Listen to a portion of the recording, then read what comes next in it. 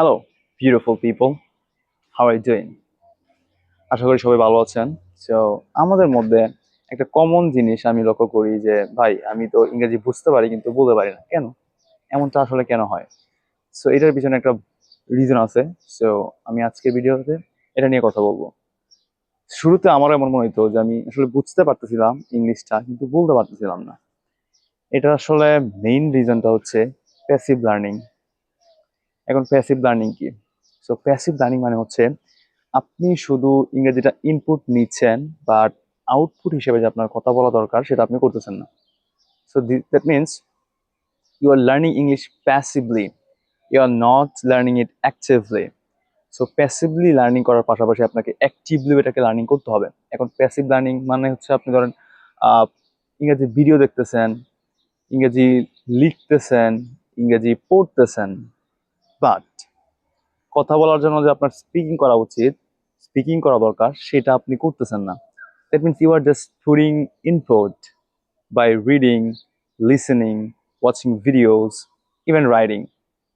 But output হিসেবে যে আপনার স্পিকিং করা দরকার সেটা আপনি করতেছেন না। আপনি reading, writing, listening, watching videos এগুলোর মাধ্যমে কিন্তু আপনি ইংলিশটার সাথে অভ্যস্ত হচ্ছেন এবং ইউ ইউ স্টার্টেড আন্ডারস্ট্যান্ডিং। আপনি জিনিসটা বুঝতেছেন কারণ আপনি এটা একটা হ্যাবিট বানায় ফেলছেন। আপনি বই পড়তেছেন, আপনি ভিডিও দেখতেছেন, ইভেন আপনি লিখতেছেন, সো এটা আপনার হ্যাবিট। এই জন্য আপনি বুঝতে পারতেছেন ইংলিশটা, কিন্তু আপনি বলতে পারতেছেন না কারণ হচ্ছে আপনার বলার হ্যাবিটটা এখনো আপনি করেন নাই। এই জন্য হচ্ছে আপনি ইংলিশটা বুঝতে পারতেছেন বাট বলতে পারতেছেন না। সেখন আপনি কি করবেন ইংরেজি বোঝার জন্য? ডেফিনেটলি আপনাকে বলতে হবে, বলার একটা হ্যাবিট তৈরি করতে হবে। যদি আপনি বলার হ্যাবিট না তৈরি করেন, আপনি এভাবে 5 বছরও যদি আপনি ইংরেজিটা কন্টিনিউ করেন শিখা, আপনি কথা বলতে পারবেন না। কারণ কথা বলতে হলে আপনাকে অবশ্যই অবশ্যই কথাই বলতে হবে। সো আমার পক্ষ থেকে আপনার জন্য সাজেশন থাকবে হচ্ছে আপনি যেই জিনিসটা আপনি শিখেন না কেন সেটাকে আপনি ইউজ করার চেষ্টা করেন, সেটাকে আপনি ব্যবহার করেন। ঠিক আছে?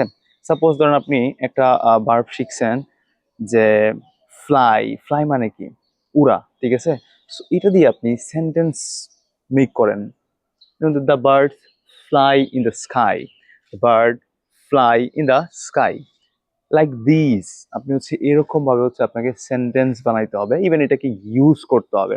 যদি না আপনি ইউজ করেন, জীবনেও আপনি ইংরেজিতে কথা বলতে পারবেন না। জাস্ট আপনি বুঝতে পারবেন মানুষ কি বলতেছে, বাট আপনি কখনো বলতে পারবেন না। সো আপনি পড়াশোনা, ইংলিশ পড়া, তারপরে লেখা, তারপরে ভিডিও দেখা, এগুলোর পাশাপাশি আপনাকে বলতে হবে। বলার একটা অভ্যাস তৈরি করেন, আস্তে আস্তে আপনি বুঝতেও পারবেন, ইভেন বলতেও পারবেন।